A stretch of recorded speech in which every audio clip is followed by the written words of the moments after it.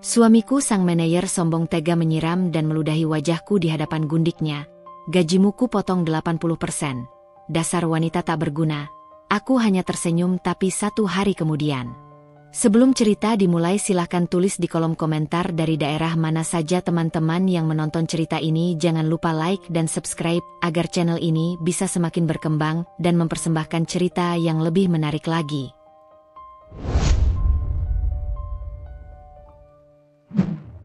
Aku Tania, seorang wanita yang dulunya bahagia dalam pernikahan. Kehidupan yang kudambakan tampaknya sempurna. Suami yang tampan dan sukses, rumah yang nyaman, serta pekerjaan yang cukup memuaskan. Rangga, suamiku, adalah seorang manajer sukses di sebuah perusahaan besar. Ia memiliki segalanya: karisma, kecerdasan, dan daya tarik yang selalu membuat orang di sekitarnya terpesona. Banyak orang mengagumi kami sebagai pasangan ideal, dan aku merasa bangga bisa menjadi istrinya. Namun, di balik wajahnya yang berseri, ada sisi gelap yang selalu mengintai. Saat aku mengenal Rangga, aku jatuh cinta pada pandangan pertama. Ia adalah pria yang cerdas dan penuh ambisi. Kami sering menghabiskan waktu bersama, berbagi impian dan rencana masa depan. Namun, seiring berjalannya waktu, aku mulai melihat sisi lain dari dirinya yang tidak pernah kuharapkan. Ketika kami menikah, aku berharap semua akan berjalan mulus, tetapi realitas berkata lain.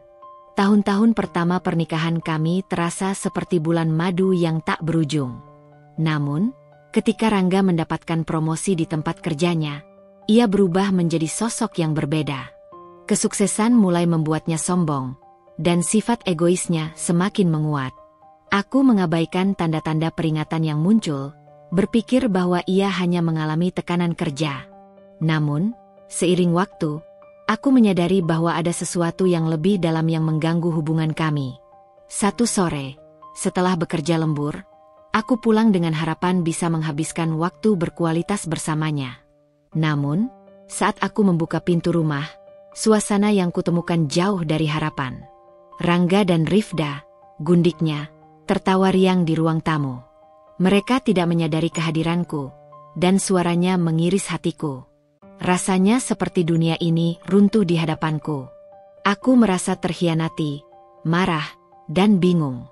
Ketika aku berusaha berbicara, mencoba untuk mengungkapkan perasaanku, Rangga dengan brutal menyiramku dengan air dari gelas yang ia pegang. Air itu membasahi bajuku, dan aku terkejut, tidak percaya dengan apa yang baru saja terjadi. Melihat reaksiku, Rangga tidak berhenti di situ. Ia meludahi wajahku, tindakan yang sangat menghina dan merendahkan. Gajimu ku potong 80%. Dasar wanita tak berguna, teriaknya dengan nada mengejek. Kata-katanya menghancurkan hatiku, dan aku merasa seolah seluruh dunia ini berbalik melawan diriku. Air mata mulai mengalir di pipiku, tetapi aku berusaha untuk tidak menunjukkan kelemahan di hadapannya. Aku tahu bahwa jika aku menangis, itu akan membuatnya semakin merasa berkuasa. Sebaliknya, aku tersenyum, senyum yang penuh kepedihan. Dalam hati, aku berjanji bahwa aku tidak akan membiarkan dirinya merendahkanku lebih jauh. Setelah insiden itu, aku merasa hancur. Setiap hari, aku berjuang dengan rasa sakit yang dalam. Potongan gaji yang dialaminya membuatku merasa tidak berharga. Semua yang kulakukan seolah sia-sia. Aku merasa terjebak dalam hubungan yang toksik, dan semakin hari, aku semakin merasa tidak berdaya. Namun, di balik semua itu, ada bara yang menyala dalam diriku. Aku tidak akan membiarkan Rangga menyiksaku lebih jauh. Keesokan harinya, saat aku menjalani rutinitas harian, aku menemukan diriku merenung dan berpikir. Aku harus melakukan sesuatu. Tidak bisa dibiarkan begitu saja. Setiap kali aku melihat cermin, aku melihat bayangan seorang wanita yang terluka, tetapi juga seorang wanita yang penuh potensi. Aku tidak bisa terus hidup dalam bayang-bayang Rangga dan kesombongannya. Aku mulai mengumpulkan keberanian untuk melawan. Dalam hati, aku menyusun rencana. Aku akan mencari bukti perselingkuhan Rangga dengan Rifda. Aku perlu menunjukkan kepada dunia siapa Rangga yang sebenarnya. Aku perlu membuktikan bahwa aku bukan wanita tak berguna seperti yang ia katakan. Dalam pikiran yang bergejolak, aku melangkah ke kantor Rangga, berusaha untuk tidak terlihat mencolok. Di dalam pikiranku, aku bertekad untuk menemukan bukti. Setiap malam, aku mengamati ponsel Rangga saat ia tertidur. Dengan hati-hati, aku membuka aplikasi pesan dan menemukan percakapan yang membuktikan perselingkuhannya. Pesan-pesan manis dan foto-foto yang menunjukkan kedekatan mereka membuat hatiku semakin hancur. Namun, aku tahu bahwa ini adalah senjataku. Aku menyimpan semua bukti ini tanpa sepengetahuan Rangga. Hari-hari berlalu, dan aku merasa semakin kuat. Aku mulai mencari dukungan dari teman-temanku. Mereka adalah orang-orang yang mengerti situasi yang aku hadapi. Saat aku menceritakan semua yang terjadi, mereka memberikan semangat dan ide-ide untuk membalas dendam. Kau harus menunjukkan siapa dia sebenarnya, Tania, kata salah satu temanku. Mereka mendorongku untuk tidak lagi bersembunyi di balik bayang-bayang Rangga. Dengan semangat yang baru, aku mulai merencanakan langkah-langkah selanjutnya. Aku harus menyebarkan bukti-bukti tersebut ke publik. Namun, aku juga tahu bahwa ini adalah langkah yang berisiko. Aku tidak ingin menimbulkan masalah hukum, tetapi aku ingin dunia melihat siapa Rangga yang sebenarnya. Aku menyusun rencana dengan hati-hati, memikirkan semua kemungkinan yang bisa terjadi. Bulan-bulan berlalu, dan aku merasa semakin dekat dengan keputusan untuk membalas. Suatu malam, aku duduk di depan komputer, menatap layar yang kosong. Aku menulis semua yang ingin kukatakan. Dengan setiap kata yang kutuliskan, aku merasakan beban yang mulai terangkat. Aku ingin dunia tahu apa yang telah ia lakukan padaku. Aku ingin wanita lain yang mengalami hal serupa merasa tidak sendirian. Setelah semua bukti siap, aku memutuskan untuk memposting semuanya di media sosial.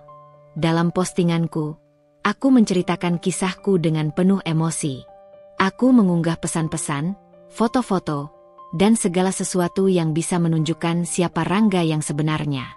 Dalam waktu singkat, unggahanku menjadi viral. Banyak orang memberikan dukungan, dan aku merasakan kekuatan dari suara-suara di sekitarku.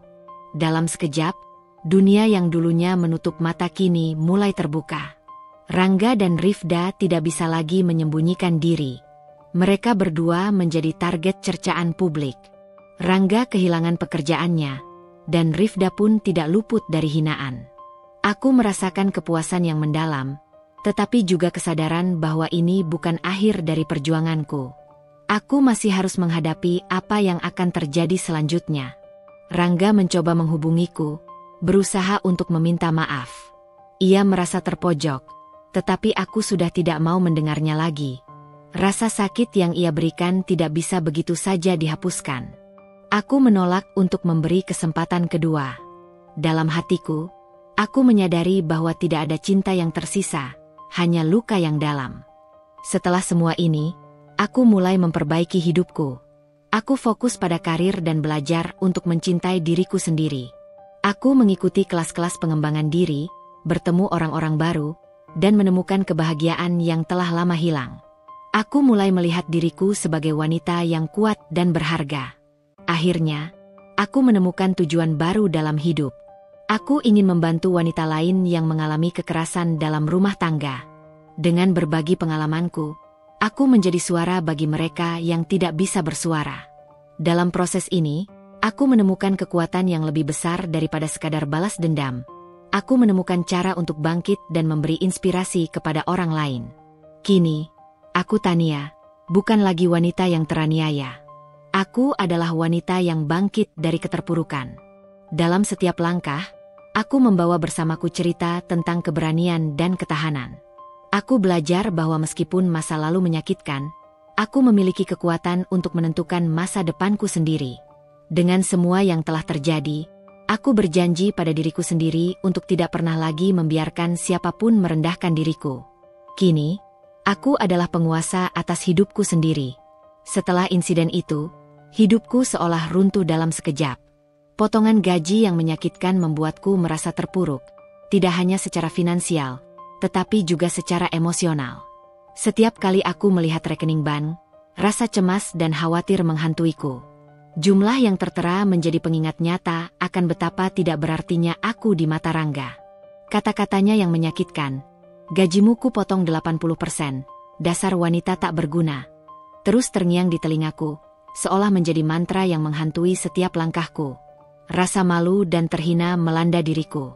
Aku merasa seperti seorang penonton dalam hidupku sendiri, terjebak dalam siklus penganiayaan emosional yang tak berujung. Setiap kali aku berusaha untuk tersenyum atau berpura-pura bahagia di depan teman-temanku, aku merasakan ketidakadilan yang mendalam. Mereka tidak tahu apa yang sebenarnya terjadi di balik pintu rumahku. Mereka melihatku sebagai wanita yang memiliki segalanya, tetapi aku merasa seperti boneka yang tak berdaya. Ketika malam tiba dan semua orang tertidur, aku sering terbangun dengan pikiran kacau. Bayangan Rangga dan Rifda menghantui mimpiku, mengingatkanku pada pengkhianatan yang menyakitkan.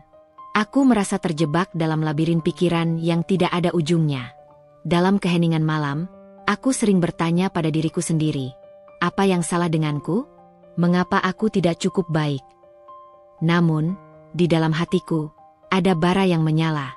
Meskipun rasa sakit itu menggerogoti jiwaku, aku tahu bahwa aku tidak bisa membiarkan Rangga merendahkanku lebih jauh. Mungkin inilah saatnya untuk bangkit dan melawan. Setiap hari, saat aku berusaha untuk tetap tegar, aku mulai memikirkan cara untuk membalas perlakuannya. Ada semangat yang terbangun dalam diriku, semangat yang belum pernah aku rasakan sebelumnya. Hari-hari berlalu, dan aku mulai mengamati setiap gerak-gerik Rangga. Ia tidak lagi menjadi sosok yang kukagumi. Ia hanyalah pria yang telah menghancurkan hidupku. Rasa cintaku padanya perlahan-lahan memudar, digantikan oleh kebencian dan keinginan untuk membalas dendam. Setiap kali dia menginjak rumah, aku berusaha untuk tetap tenang, meskipun hatiku bergejolak. Aku tahu bahwa aku tidak bisa menunjukkan kelemahan di hadapannya. Aku mulai mencari cara untuk mengumpulkan bukti perselingkuhan Rangga dengan Rifda. Aku mengawasi ponselnya saat ia tidak ada di rumah, mencari pesan-pesan yang bisa membuktikan apa yang telah ia lakukan. Setiap kali aku menemukan sesuatu, rasa marah dan sakit hati itu semakin menguat. Bukti-bukti yang kutemukan menjadi semangatku untuk melawan, menjadi alasan untuk tidak menyerah. Di tempat kerjaku, teman-teman mulai menyadari perubahan dalam diriku. Mereka bertanya apakah aku baik-baik saja, tetapi aku hanya bisa tersenyum dan berkata, aku baik-baik saja. Meskipun hatiku hancur, aku bertekad untuk tidak menunjukkan kepada siapapun betapa terlukanya aku. Aku ingin mereka melihatku sebagai wanita yang kuat, bukan korban dari situasi yang tidak adil ini. Di tengah semua rasa sakit ini, aku juga mulai mencari dukungan di dunia maya. Aku bergabung dengan grup-grup yang membahas tentang kekerasan dalam rumah tangga dan perselingkuhan. Di sana, aku menemukan banyak wanita yang mengalami hal serupa. Kisah-kisah mereka menginspirasi dan memberikan kekuatan baru dalam diriku. Aku menyadari bahwa aku tidak sendirian dalam perjuangan ini. Ada banyak wanita lain yang juga berjuang untuk mendapatkan kembali kehormatan mereka. Setiap malam, aku menyisihkan waktu untuk menulis di jurnal. Aku mencurahkan semua perasaanku ke dalam tulisan. Aku menulis tentang rasa sakit, kemarahan, dan harapan.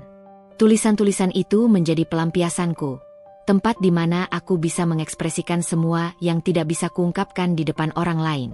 Dalam proses ini, aku menemukan kekuatan dalam diriku yang tidak pernah kukira ada.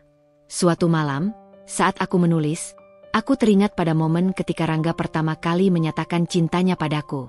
Momen itu terasa begitu indah, tetapi sekarang terasa seperti lelucon yang kejam. Aku mengingat semua janji yang ia ucapkan, semua impian yang kami bangun bersama. Kini, semua itu hancur berkeping-keping. Namun, alih-alih meratapi nasibku, aku bertekad untuk mengambil kembali hidupku. Aku mulai merencanakan langkah-langkah untuk mengungkapkan kebenaran.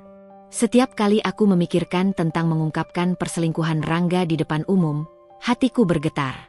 Namun, rasa takut itu perlahan-lahan berganti dengan keberanian. Aku tahu bahwa ini akan menjadi jalan yang sulit, tetapi aku tidak ingin hidup dalam bayang-bayang lagi. Aku ingin mengambil kendali atas hidupku. Di tempat kerja, aku mulai lebih fokus pada karierku. Meskipun hidupku di rumah terasa hancur, Aku berusaha untuk tetap profesional dan berkinerja baik. Aku ingin menunjukkan kepada Rangga bahwa aku adalah wanita yang mandiri dan berharga, terlepas dari bagaimana ia memperlakukanku. Setiap kali aku menyelesaikan proyek dengan baik, aku merasakan kepuasan yang membuatku semakin percaya diri.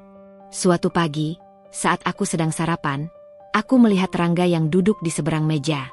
Dia tampak tenang, seolah tidak ada yang terjadi. Aku berusaha untuk tidak menunjukkan perasaanku yang sebenarnya. Namun, di dalam hati, aku merasakan kebencian yang mendalam. Aku tidak akan membiarkanmu merendahkan diriku lebih jauh, bisikku dalam hati. Saat itu, aku bertekad untuk tidak membiarkan kehadirannya mengontrol hidupku lagi. Hari demi hari, aku semakin dekat dengan rencana untuk mengungkapkan kebenaran. Aku mulai mengumpulkan semua bukti perselingkuhan Rangga, menyusunnya dengan rapi, dan memikirkan cara untuk menyebarkannya. Setiap kali aku melihat foto-foto dan pesan-pesan yang kutemukan, semangatku semakin membara. Ini adalah saatnya untuk menunjukkan siapa Rangga yang sebenarnya kepada dunia. Sekarang, aku tidak hanya berjuang untuk diriku sendiri, tetapi juga untuk wanita lain yang mengalami hal serupa. Aku ingin memberikan harapan kepada mereka, menunjukkan bahwa ada jalan keluar dari keterpurukan. Dengan setiap langkah yang kuambil, aku merasakan kekuatan yang tumbuh dalam diriku. Aku berjanji untuk tidak lagi menjadi korban, tetapi pejuang yang akan memperjuangkan hakku. Akhirnya, aku memutuskan untuk tidak lagi hanya merencanakan, tetapi untuk bertindak. Aku mulai menyiapkan semua bukti untuk diposting di media sosial. Setelah berjam-jam menulis dan mengedit, aku merasa siap. Meskipun jantungku berdegup kencang, aku tahu bahwa ini adalah langkah yang harus diambil. Saat aku menekan tombol post, aku merasakan campuran rasa takut dan kebebasan. Aku telah mengambil langkah pertama untuk membebaskan diriku dari belenggu yang selama ini mengikatku. Dengan setiap komentar dukungan yang masuk, aku merasa semakin kuat. Rasa sakit yang pernah menghantuiku perlahan-lahan digantikan oleh harapan dan keberanian. Aku mulai menyadari bahwa, meskipun perjalanan ini masih panjang, aku tidak sendirian. Ada banyak wanita di luar sana yang bersedia berjuang bersamaku, dan bersama-sama, kami akan membangun kembali hidup kami. Kini, aku bukan hanya Tania yang teraniaya. Aku adalah Tania yang bangkit dari keterpurukan. Dengan setiap hari yang berlalu, aku semakin percaya bahwa masa depan yang lebih cerah menantiku. Dan untuk pertama kalinya dalam waktu yang lama, aku merasakan kebebasan yang sebenarnya, kebebasan untuk menjadi diriku sendiri. Aku mulai mengumpulkan bukti perselingkuhan Rangga dengan Rifda. Setiap kali aku melihatnya, rasa marah dan sakit hati itu kembali muncul, mengingatkan aku pada semua penghinaan yang telah kuterima. Dalam benakku, muncul tekad yang kuat. Aku tidak akan membiarkan dirinya terus menginjak-injak harga diriku.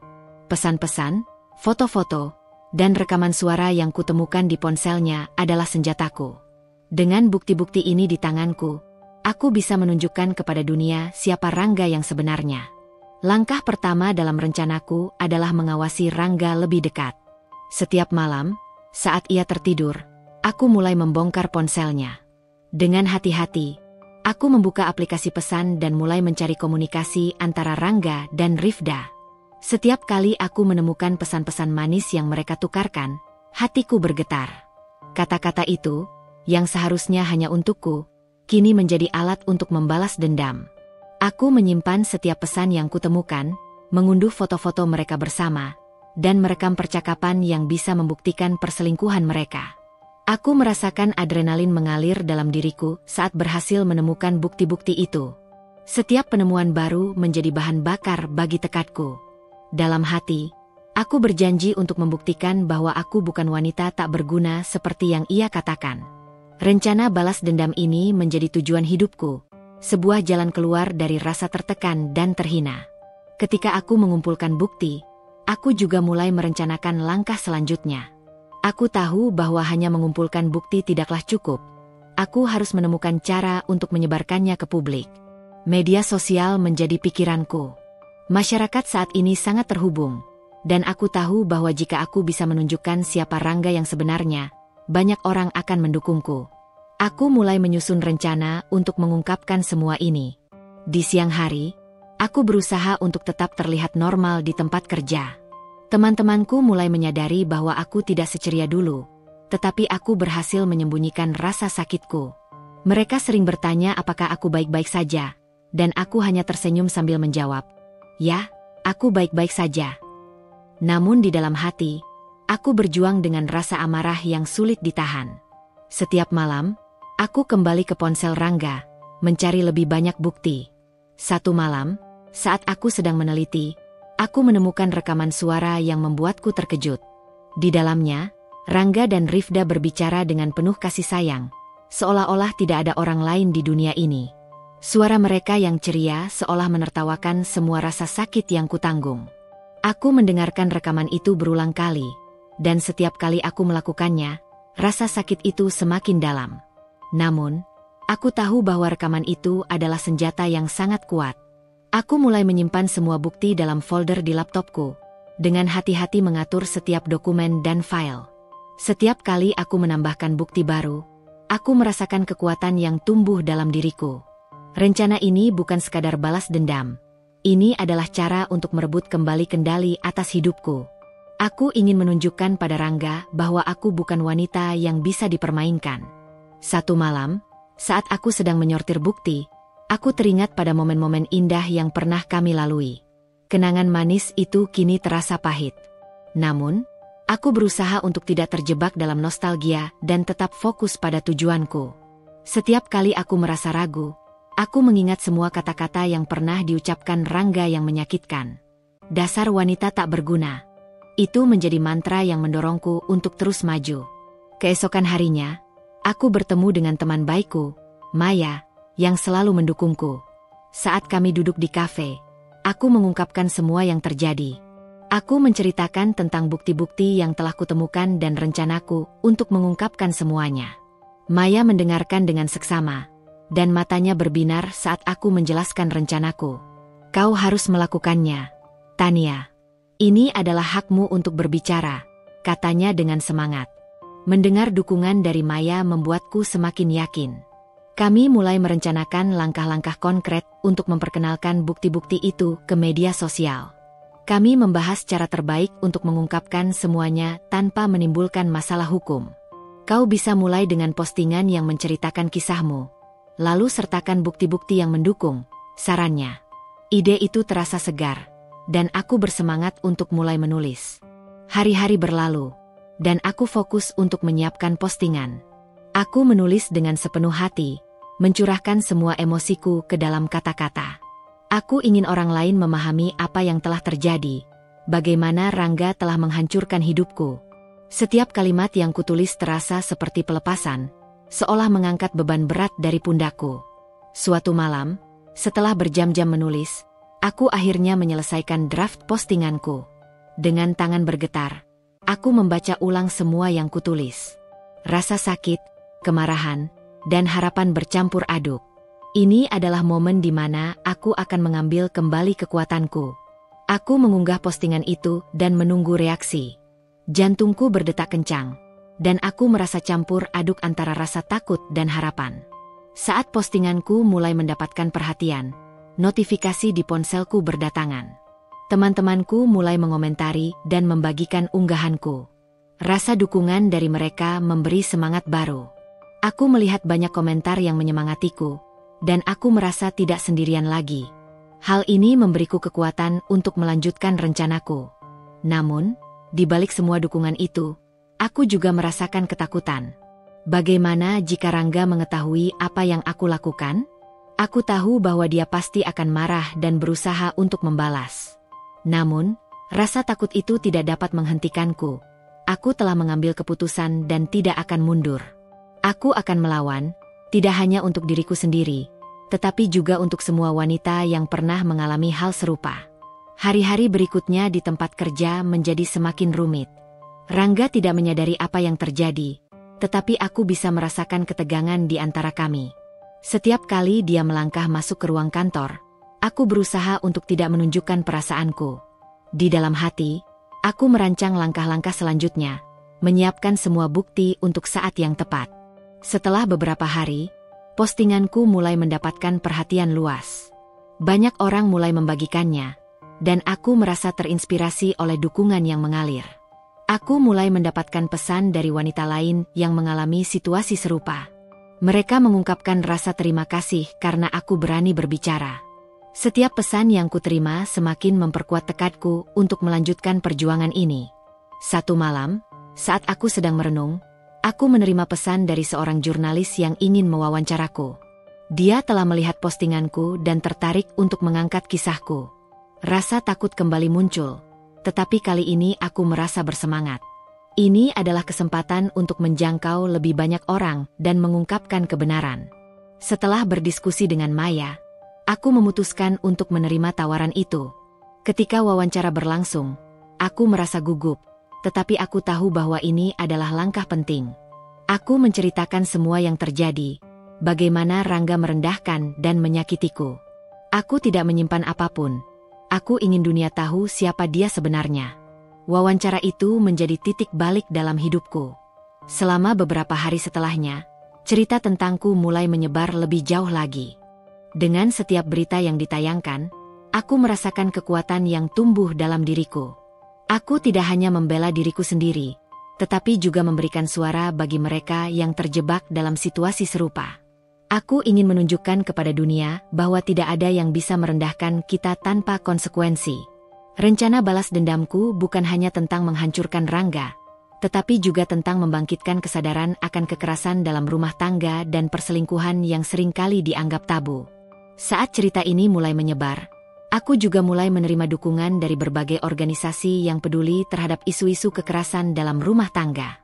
Mereka menghubungiku, menawarkan bantuan dan dukungan. Aku merasa bahwa perjuanganku bukan hanya untuk diriku sendiri, tetapi juga untuk semua wanita yang pernah mengalami hal serupa. Bersama-sama, kami bisa membuat perubahan. Di tengah semua ini, aku juga menyadari bahwa aku harus bersiap menghadapi Rangga. Ia pasti akan merasa terancam dan berusaha untuk membalas. Aku tahu bahwa saat itu tiba, aku harus tetap kuat dan tidak membiarkan dirinya mengendalikan emosiku. Aku bertekad untuk tidak mundur, tidak peduli seberapa sulitnya perjalanan ini. Setiap hari, aku semakin mendekati tujuan akhir. Aku merasa diriku tumbuh lebih kuat, lebih berani, dan lebih percaya diri. Rencana balas dendamku telah menjadi lebih dari sekadar balas dendam. Ini adalah bentuk pembebasan. Rasa sakit yang pernah aku rasakan kini menjadi motivasi untuk terus berjuang. Aku adalah Tania yang tidak akan pernah lagi membiarkan siapapun merendahkan diriku. Saat aku mengingat semua yang telah terjadi, aku merasa bangga pada diriku sendiri. Aku telah berjuang melawan ketidakadilan, dan aku bertekad untuk terus maju. Dalam setiap langkah yang kutempuh, aku tahu bahwa aku bukan hanya berjuang untuk diriku sendiri, tetapi juga untuk wanita lain yang mengalami hal serupa. Bersama-sama, kami bisa menjadi suara bagi mereka yang tidak bisa bersuara. Ketika hari-hari berlalu, aku semakin yakin bahwa langkah-langkah yang kuambil adalah yang benar. Rencana balas dendam ini bukan hanya sebuah tujuan. Ini adalah perjalanan untuk menemukan kembali diriku sendiri. Saat aku melangkah maju, aku berjanji pada diriku sendiri bahwa aku tidak akan pernah lagi membiarkan rasa takut mengendalikan hidupku. Aku adalah Tania, dan aku akan mengubah hidupku menjadi lebih baik. Aku tidak sendirian. Teman-temanku, yang tahu tentang perlakuan Rangga, mendukungku dengan sepenuh hati. Mereka adalah pilar kekuatanku di tengah badai yang melanda hidupku. Setiap kali aku merasa terpuruk, mereka selalu ada untuk mengangkat semangatku. Dalam situasi sulit ini, aku menyadari betapa berharganya memiliki teman yang peduli dan siap berdiri di sampingku.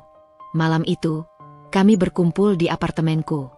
Maya, Rina, dan Dira, semua sahabatku yang telah mengenal Rangga dan melihat bagaimana ia memperlakukanku, hadir dengan wajah serius namun penuh semangat. "Kau sudah mengumpulkan banyak bukti, Tania," kata Maya dengan tegas. "Sekarang saatnya untuk mengambil tindakan." Aku menjelaskan semua yang telah kutemukan, pesan-pesan, foto-foto, dan rekaman suara. Setiap bukti yang kuhadirkan di hadapan mereka seolah menghidupkan kembali rasa sakit yang kutanggung. Namun, melihat reaksi mereka, aku merasakan dukungan yang kuat. Rina menatapku dengan mata penuh empati. "Kau harus menunjukkan siapa dia sebenarnya, Tania. ujarnya. Dunia perlu tahu kebenarannya. Dengan semangat baru yang mengalir dalam diriku, aku mulai merasa bahwa aku memiliki kekuatan untuk melawan. Teman-temanku tidak hanya mendengarkan, tetapi juga memberikan ide-ide brilian tentang bagaimana menyebarkan bukti-bukti tersebut. Kami merencanakan strategi yang matang, mempertimbangkan semua kemungkinan yang bisa terjadi. Maya mengusulkan untuk membuat video pendek yang menjelaskan kisahku dan menyertakan bukti-bukti yang telah kutemukan. Ini akan lebih kuat jika orang-orang bisa melihatmu dan mendengar ceritamu langsung, katanya. Ide itu membuatku bersemangat. Aku menyadari bahwa berbicara di depan kamera akan menjadi langkah besar, tetapi aku merasa didorong oleh dukungan teman-temanku. Kami bekerja sama untuk menyiapkan semua materi. Rina membantu mengedit video, sementara Dira mencari platform yang tepat untuk menyebarkannya. Setiap malam, kami berkumpul, berbagi cerita, dan tertawa meskipun di tengah situasi yang sulit. Proses ini membuatku merasa lebih dekat dengan mereka, dan aku tahu aku tidak sendirian dalam perjuangan ini. Saat kami mulai merekam video, rasa gugup menyelimuti diriku. Namun, melihat wajah-wajah dukungan di sekelilingku memberi keberanian. Dengan setiap kata yang diucapkan, aku merasakan kekuatan yang tumbuh. Aku bercerita tentang bagaimana Rangga telah menghancurkan hidupku, bagaimana aku merasa terjebak dan terhina.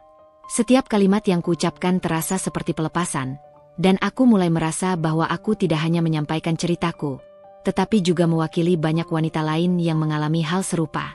Setelah video selesai, kami merencanakan untuk mengunggahnya ke berbagai platform media sosial. Kami membuat akun baru untuk menjaga anonimitas dan menghindari kemungkinan balas dendam dari Rangga. Teman-temanku berkomitmen untuk membagikan video itu ke jaringan mereka, memastikan bahwa pesan yang ingin kusampaikan bisa menjangkau banyak orang. Hari-hari menjelang peluncuran video terasa sangat mendebarkan. Rasa cemas dan antisipasi bercampur aduk. Aku tahu bahwa ini adalah langkah besar, bukan hanya untuk diriku, tetapi juga untuk semua wanita yang pernah mengalami kekerasan dalam rumah tangga atau pengkhianatan. Teman-temanku selalu berada di sampingku, memberikan semangat dan dukungan yang sangat dibutuhkan. Akhirnya, hari peluncuran tiba. Dengan jantung berdebar, aku menekan tombol unggah. Video itu langsung muncul di feed media sosial, dan notifikasi mulai berdatangan. Teman-temanku berbagi video itu dengan semangat, dan komentar serta dukungan mulai mengalir. Kau sangat berani, Tania. Kamu tidak sendirian. Kami mendukungmu. Setiap komentar membuatku merasa semakin kuat. Namun, di tengah semua dukungan itu, aku juga merasakan ketakutan. Bagaimana jika Rangga melihat video ini? Apa yang akan dia lakukan? Sebuah suara di dalam diriku berusaha untuk menenangkan. Kau melakukan yang benar, kataku pada diriku sendiri. Ini adalah saatnya untuk memperjuangkan hakmu. Hari-hari setelah peluncuran video itu menjadi momen yang sangat emosional. Banyak wanita menghubungiku, berbagi cerita mereka. Mereka mengucapkan rasa terima kasih karena aku berani bersuara. Setiap pesan yang kuterima semakin memperkuat tekadku untuk melanjutkan perjuangan ini. Aku merasa bahwa perjuanganku bukan hanya untuk diriku sendiri, tetapi juga untuk mereka yang merasa terjebak dan tidak memiliki suara. Maya dan Rina selalu ada untukku, membantu menjawab pesan-pesan yang masuk. Kami membuat grup diskusi untuk membahas bagaimana kami bisa lebih mendukung satu sama lain. Dalam setiap pertemuan, kami berbagi strategi dan ide-ide baru. Kami bertekad untuk memperluas jangkauan dukungan ini, tidak hanya untuk diriku, tetapi juga untuk wanita lain yang mungkin membutuhkan dorongan. Satu malam, saat kami sedang berdiskusi, Rina mengusulkan untuk mengadakan acara kumpul-kumpul. Kita bisa mengundang wanita-wanita lain yang mengalami hal serupa, berbagi cerita, dan saling mendukung, katanya. Ide itu terasa segar dan menyentuh hatiku. Kami mulai merencanakan acara tersebut, mencari tempat yang tepat dan cara untuk mengundang orang-orang. Ketika acara itu akhirnya terlaksana, aku merasakan getaran yang luar biasa. Banyak wanita datang, beberapa di antaranya bahkan aku kenal dari dunia maya. Mereka semua memiliki cerita yang mirip, pengkhianatan, kekerasan emosional, dan perjuangan untuk bangkit kembali. Dalam suasana hangat dan penuh empati, kami saling berbagi pengalaman. Aku merasa terhubung dengan mereka, seolah kami semua adalah bagian dari satu keluarga besar yang saling mendukung.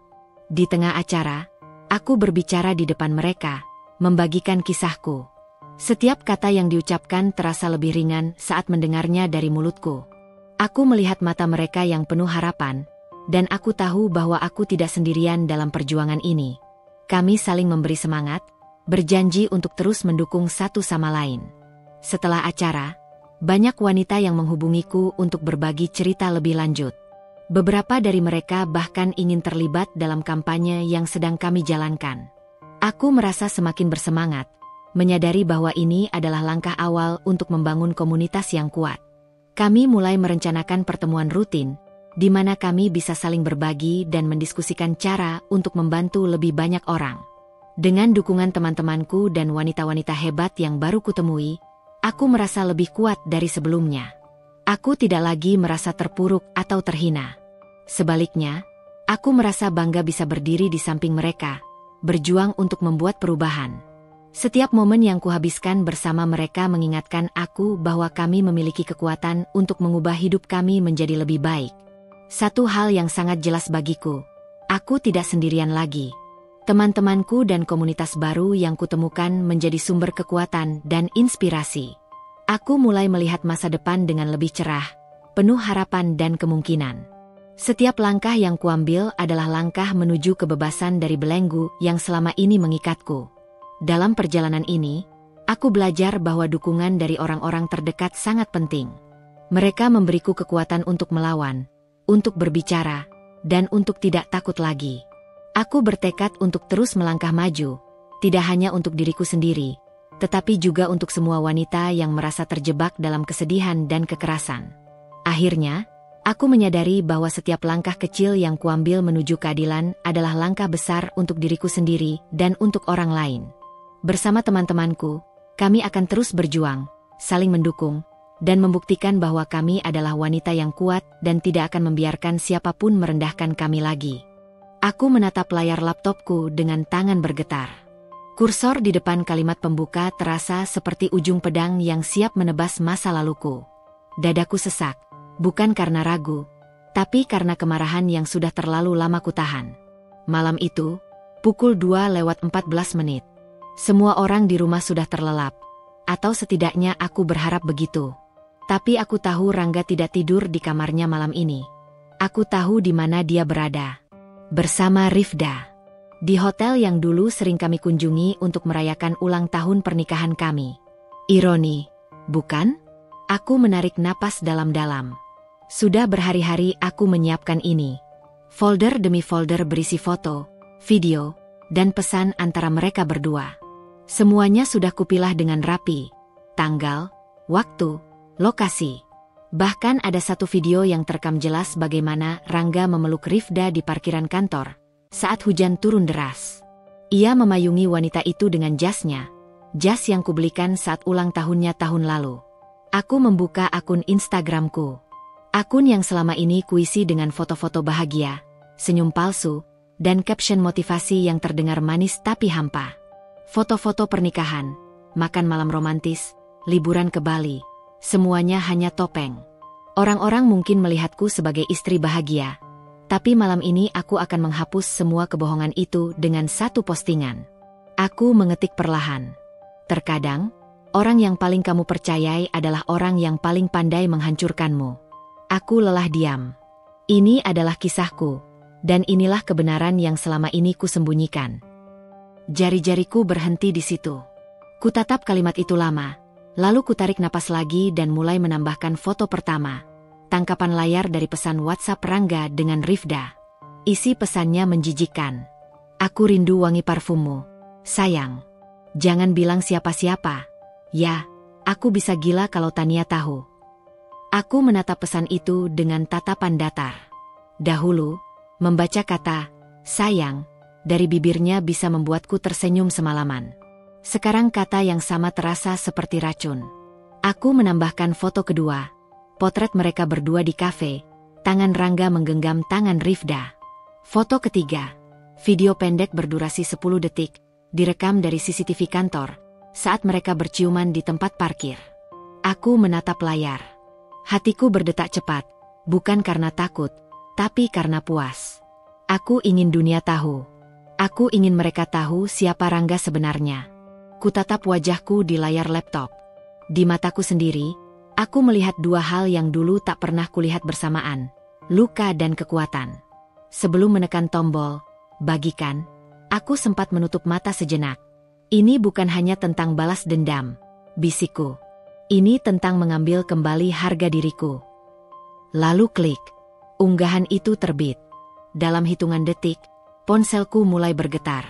Notifikasi masuk bertubi-tubi. Komentar pertama datang dari teman lama kuliahku. "Tania, kamu serius? Ya Tuhan, aku nggak nyangka." Lalu satu lagi. "Aku baru lihat story kamu. Astaga, Rangga?" Aku speechless. Aku memandangi layar ponselku dengan tangan dingin. Jumlah like melonjak, komentar berdatangan. Dalam waktu 10 menit, unggahanku sudah dibagikan lebih dari 1000 kali. 1 jam kemudian, akun-akun gosip mulai mengunggah ulang postinganku. Akun seperti Lambe Update dan Viral Today menulis, "Istri manajer ternama bongkar perselingkuhan suami dengan karyawannya sendiri. Bukti lengkap di Slide." Aku tersenyum. Ya, itulah yang kuinginkan. Aku ingin mereka semua bicara.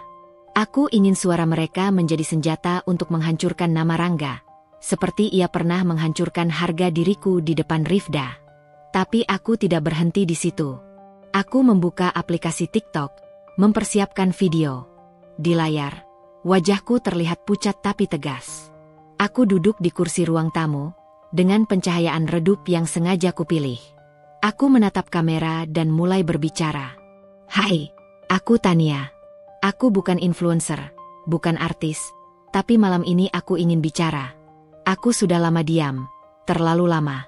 Suamiku, Rangga, yang kalian kenal sebagai manajer sukses dan suami ideal, telah berselingkuh. Aku punya buktinya." Tanganku gemetar, tapi suaraku stabil. Aku menunjukkan potongan foto, pesan, dan video. Setiap detik terasa seperti pengakuan dosa, tapi bukan aku yang berdosa di sini. Aku mengunggah video itu dengan caption, "Aku tidak butuh simpati. Aku butuh keadilan. Tania berbicara, suamiku berselingkuh, jangan diam." Video itu naik cepat. Dalam waktu 1 jam, sudah ditonton lebih dari 300.000 kali. Komentar mengalir tanpa henti. "Kamu kuat banget, Kak Tania.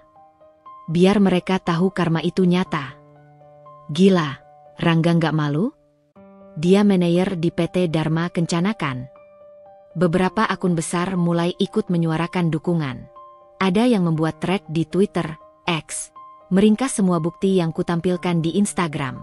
Nama, Rangga Dharma Kencana, trending dalam waktu 3 jam. Aku menatap layar dengan senyum tipis. Aku tahu, saat ini Rangga pasti sedang panik. Benar saja.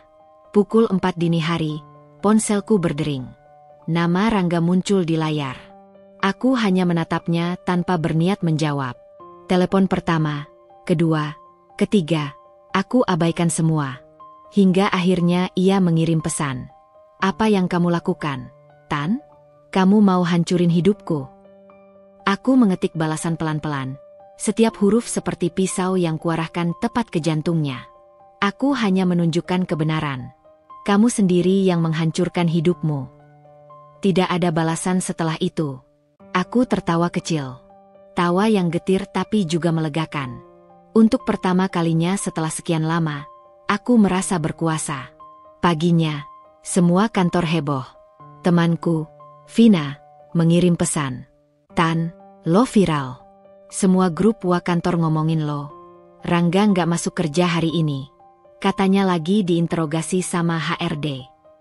Aku bisa membayangkan wajahnya. Panik, berkeringat, berusaha menutupi aib yang sudah tak bisa ditutupi lagi. Rifda pun pasti kena dampaknya. Aku tahu ia tipe wanita yang hidup dari citra. Selalu tampil sempurna di media sosial, selalu ingin dikagumi. Sekarang, akun Instagramnya sudah dibanjiri komentar. "Pelakor. Hancurin rumah tangga orang. Puas. Karma itu real, Rifda." Aku tak pernah menyangka betapa cepatnya dunia digital bisa berubah menjadi medan perang. Tapi kali ini, medan itu berpihak padaku. Pukul 10 pagi, aku mendapat DM dari seorang jurnalis hiburan yang cukup terkenal. Ia ingin mewawancaraiku untuk program online mereka. Aku sempat ragu, tapi kemudian aku berpikir, mengapa tidak? Semakin banyak yang tahu, semakin Rangga tidak bisa bersembunyi. Aku menyiapkan diriku di depan kamera laptop. Wajahku kuoles tipis make up, bukan untuk tampil cantik, tapi untuk terlihat kuat. Saat wawancara dimulai, aku menceritakan segalanya tanpa menitikkan air mata sedikitpun. Aku bicara tentang rasa sakit, tentang kekerasan verbal, tentang penghinaan di depan Rifda, tentang bagaimana aku berjuang menahan diri agar tidak menyerah. Apakah kamu menyesal telah memviralkan semuanya? Tanya sang pewawancara. Aku menatap langsung ke kamera, tersenyum samar. Tidak, jawabku. Aku hanya memperlihatkan apa yang seharusnya tidak dilakukan oleh seseorang yang mengaku suami. Video wawancara itu diunggah, dan hanya dalam 2 jam menembus 1 juta penonton.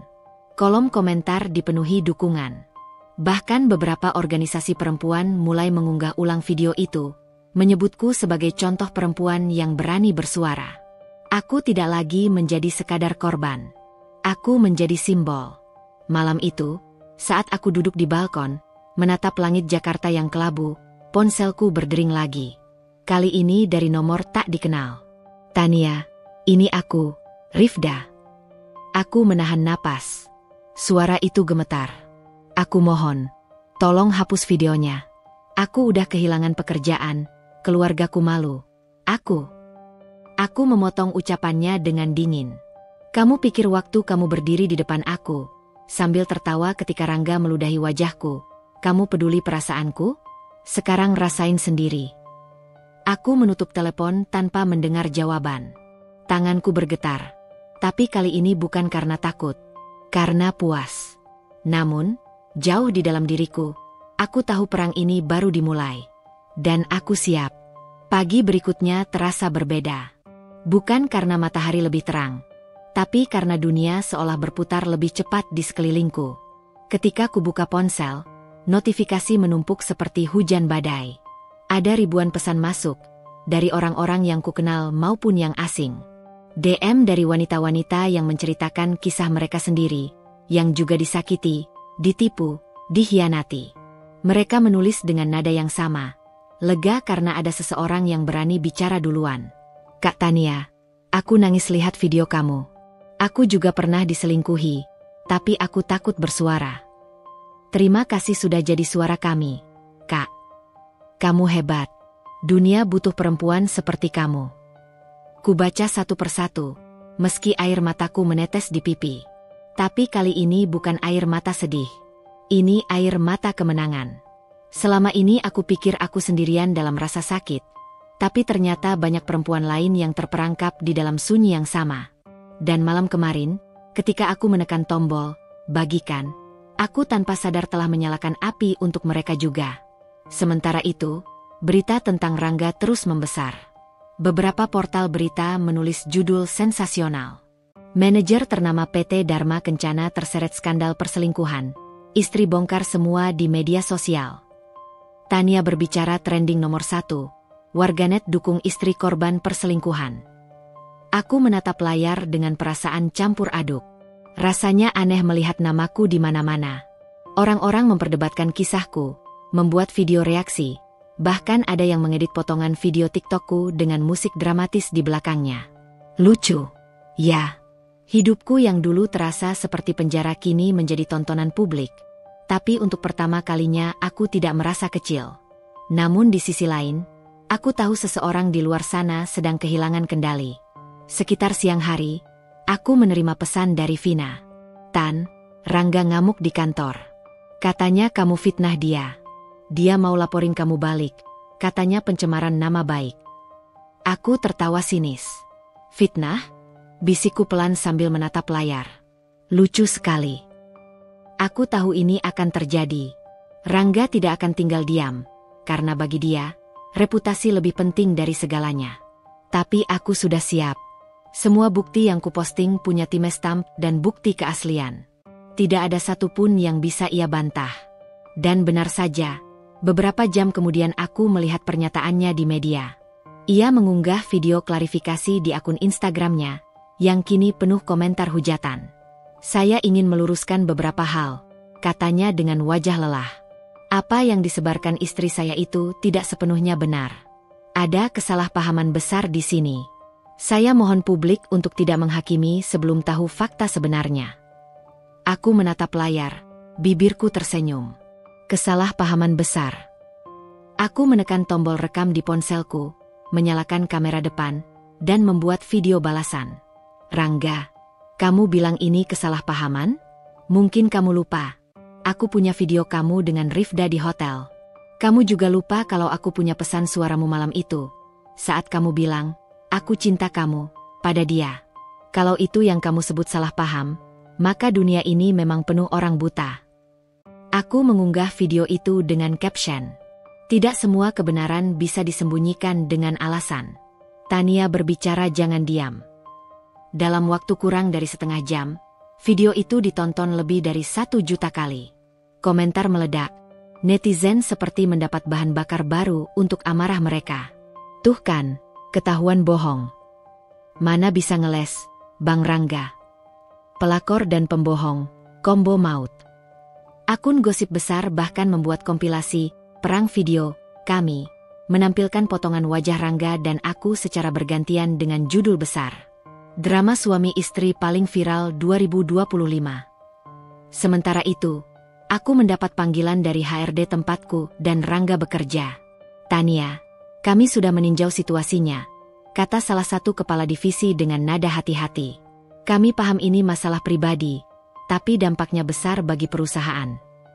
Aku tahu maksudnya. Mereka takut reputasi perusahaan ikut tercoreng. Aku sudah siap keluar dari sini, jawabku tenang. Tapi pastikan kalian juga menindak seseorang yang membawa selingkuhan ke lingkungan kerja. Aku menutup panggilan itu dengan kepala tegak. Aku tidak lagi takut kehilangan apapun, karena aku sudah kehilangan segalanya sebelumnya. Dan ternyata, setelah itu, aku masih bisa berdiri. Sore harinya, berita baru datang dari Vina lagi. Tan, Rifda nggak masuk kerja. Katanya depresi. Akunnya di private, tapi netizen masih ngejar. Semua orang udah tahu, bahkan keluarganya pun tahu. Aku memandang langit sore dari jendela apartemen. Langit oranye keemasan, indah tapi beracun. Karma bekerja lebih cepat dari yang kukira, gumamku pelan. Aku seharusnya puas, tapi entah kenapa dadaku masih sesak. Mungkin karena aku tahu rasa sakitku belum sepenuhnya sembuh. Beberapa hari berlalu. Jumlah followersku melonjak dari 5.000 menjadi hampir 200.000. Setiap unggahan, bahkan yang paling sederhana, dipenuhi komentar dukungan dan semangat. Orang-orang menungguku berbicara lagi, seolah aku adalah tokoh publik baru yang muncul dari reruntuhan rumah tanggaku. Aku mulai diundang ke beberapa podcast. Mereka ingin tahu bagaimana rasanya menjadi korban sekaligus pemenang dalam perang digital. Di salah satu podcast, hostnya bertanya, Tania, apa kamu merasa puas setelah semua ini viral? Aku menatapnya, berpikir sejenak, lalu menjawab pelan, puas? Mungkin. Tapi aku juga takut. Takut kenapa? Karena dunia digital cepat berubah. Hari ini mereka mendukungku. Besok bisa saja mereka lelah mendengar suaraku. Aku hanya berharap apa yang kulakukan bisa membuat wanita lain sadar bahwa diam bukan pilihan. Setelah itu, aku keluar dari studio dengan hati berdebar.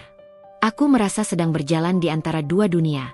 Dunia nyata yang dingin, dan dunia maya yang panas, menyala oleh jutaan komentar dan like. Tapi di antara keduanya, aku tetap berdiri di tengah, mencoba menjaga keseimbangan antara dendam dan kedamaian. Malamnya, Rangga akhirnya menghubungiku lagi. Kali ini bukan dengan nada marah, tapi memelas. Tania, tolong berhenti. Aku udah nggak kuat. Aku kehilangan pekerjaan, semua orang menjauh. Aku bahkan nggak bisa keluar rumah. Aku membiarkan hening beberapa detik sebelum menjawab. Kau tahu rasanya kehilangan harga diri, Rangga? Sekarang kau tahu. Aku salah. Aku ngaku. Tapi tolong, jangan terusin. Aku minta maaf. Aku tertawa kecil, getir tapi puas. Kau minta maaf karena kau ketahuan, bukan karena kau menyesal. Aku mematikan telepon tanpa menunggu jawaban. Keesokan paginya, aku bangun dan membuka TikTok. Videoku semalam sudah menembus 5 juta penonton. Bahkan beberapa akun luar negeri membicarakannya, memberi caption dalam bahasa Inggris. Indonesian woman exposes cheating husband in the most powerful way ever. Aku tak menyangka kisahku menembus batas negara. Namun di balik semua itu, ada sesuatu yang berubah di dalam diriku. Aku mulai sadar bahwa balas dendam ini bukan hanya tentang membuat Rangga hancur, tapi tentang membuat diriku utuh lagi. Setiap komentar dukungan, setiap pesan dari perempuan yang merasa terinspirasi, adalah bagian kecil dari diriku yang kembali pulih. Tapi dunia maya tak pernah berhenti berputar. Malam itu, muncul kabar baru. Rangga dikabarkan pingsan di rumah, dilarikan ke rumah sakit karena tekanan darahnya naik drastis. Beberapa akun gosip memposting fotonya di rumah sakit, wajahnya pucat, dengan caption simpati dari segelintir orang yang mulai merasa iba. Kasihan juga, ya, dihujat terus. Netizen keterlaluan. Aku membaca komentar itu dengan campuran emosi. Sebagian dari diriku ingin marah.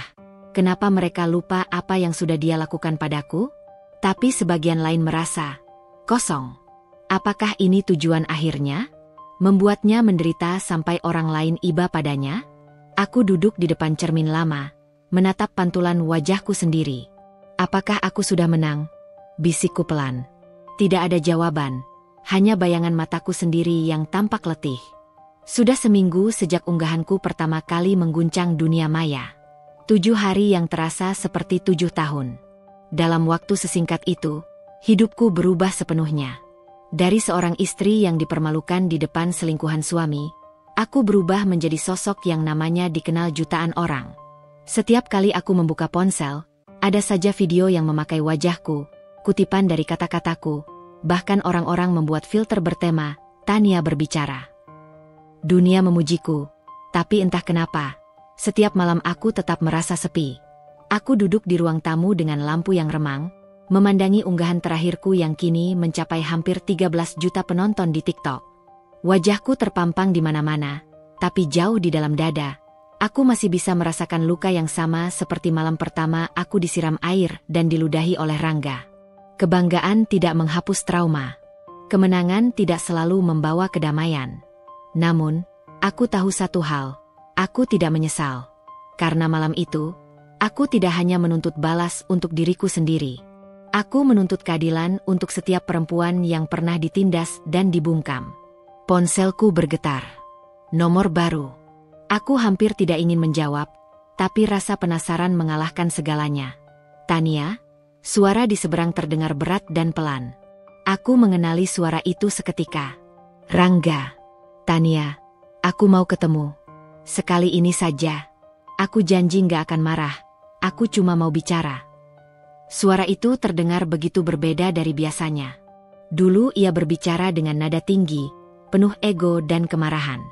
Sekarang ada rasa takut, bahkan putus asa. Aku diam cukup lama sebelum menjawab. Untuk apa? Aku cuma mau minta maaf. Bukan untuk minta kamu balik. Aku cuma mau menutup semuanya dengan benar. Aku tidak langsung menjawab. Tapi entah kenapa, ada bagian kecil dari diriku yang ingin melihatnya lagi. Bukan karena rindu, tapi karena aku ingin melihat bagaimana wajah seorang pria yang dulu menganggapku tak berharga kini kehilangan segalanya. Baik, kataku akhirnya. Besok.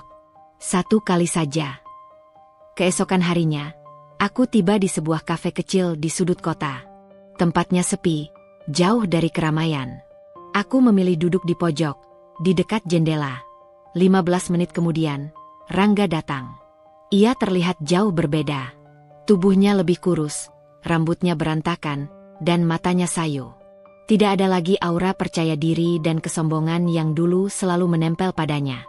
Ia duduk di depanku, diam cukup lama sebelum akhirnya berkata, "Aku nggak nyangka kamu akan sejauh ini, Tan." Aku menatapnya tanpa emosi. Aku juga nggak nyangka kamu akan serendah itu. Ia menunduk.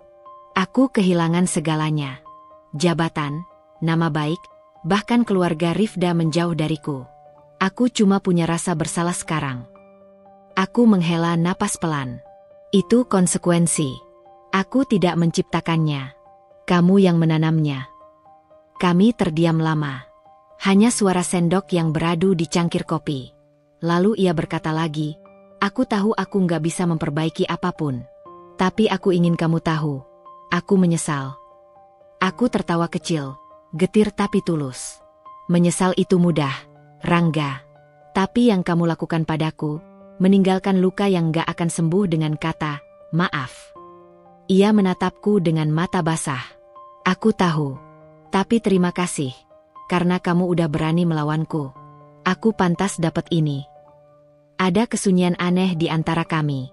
Untuk pertama kalinya, aku melihatnya bukan sebagai monster yang menindasku, tapi sebagai manusia yang hancur oleh perbuatannya sendiri.